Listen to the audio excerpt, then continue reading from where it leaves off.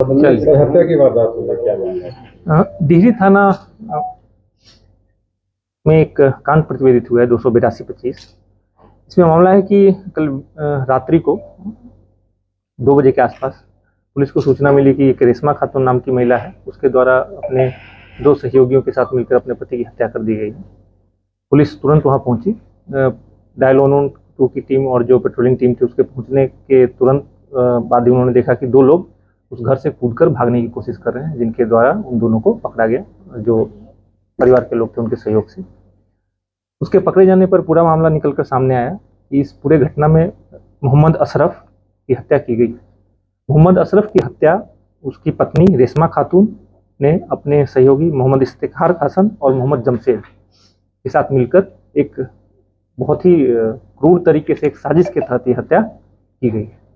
इसमें पूरा मामला यह है कि जो रेशमा खातून है उसका प्रेम प्रसंग पिछले 8-9 साल से मोहम्मद इफ्तिखार हसन, जो नीलकोठी का रहने वाला था, उसके साथ चल रहा था। इस प्रेम प्रसंग की वजह से जो विवाद हुआ, उसकी वजह से इफ्तिखार हसन की वो अपने परिवार के साथ यहाँ से कोलकाता शिफ्ट हो गया और वहाँ पर काम कर रहा था, लेकिन फिर भी वह लगातार रेशमा खातून के संपर्क में था। इसी बीच जो मृतक मोहम्मद अशरफ है उसकी तबीयत खराब थी। उसके तबीयत खराब होने का फायदा उठाकर रेशमा खातून ने एक बहुत ही खौफनाक तरीके से एक साजिश रची, जिस साजिश के तहत इस तरह का योजना बनाया गया कि रात्रि में जो इफ्तिखार है और उसका एक सहयोगी मोहम्मद जमशेद, दोनों को बुलाकर इसकी हत्या कर दी जाएगी और पड़ोसियों और बेटे को सबको बताया जाए कि बीमारी से इसकी मौत हो गई। इसी साजिश के तहत बीती रात्रि रेशमा खातून ने अपने पड़ोसियों को सबको बताया कि इनके पति की तबीयत खराब है, आप लोग ज़्यादा शोर नहीं करें, जल्दी सो जाएं।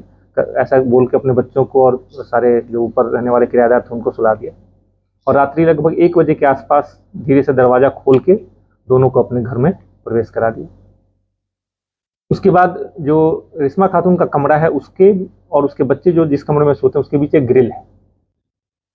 दोनों अपने सहयोगियों को अपने कमरे में घुसाकर उस ग्रिल को बंद कर दिया ताकि बच्चे अंदर नहीं आ पाए। जब इन तीनों के द्वारा मिलकर जो मोहम्मद अशरफ उसकी हत्या करने की कोशिश की जाने लगी, तो अशरफ चिल्लाए। अशरफ के चिल्लाने की बात सुनकर उनके दोनों बेटे निकल कर आए। उनके द्वारा दरवाजा पीटने पर इसने बोला कि आप तुम्हारे पिता की तबीयत खराब है, हम उसका मालिश कर रहे हैं, इसलिए वो चिल्ला रहे हैं। फिर भी बेटों को शक हुआ, उनके द्वारा जोर जोर से चिल्लाकर अपने जो नीचे पड़ोसी थे उनको बुला लिया गया और उनके द्वारा आधा घंटा तक दरवाजा पीटने पर दरवाजा खुला। दरवाजा खुलने पर उन दोनों लोगों ने देखा कि जो मोहम्मद अशरफ है वो मर चुके थे और जो दोनों हत्यारे थे वो भागकर बालकनी में छुपे हुए थे। जब परिजनों ने उन दोनों को पकड़ लिया तो भागने की कोशिश में छत से जो उसमें से एक अपराधी था वो कूद गया और कूद के वो भाग नहीं पाया। भागने के क्रम में पुलिस द्वारा उसको पकड़ लिया गया।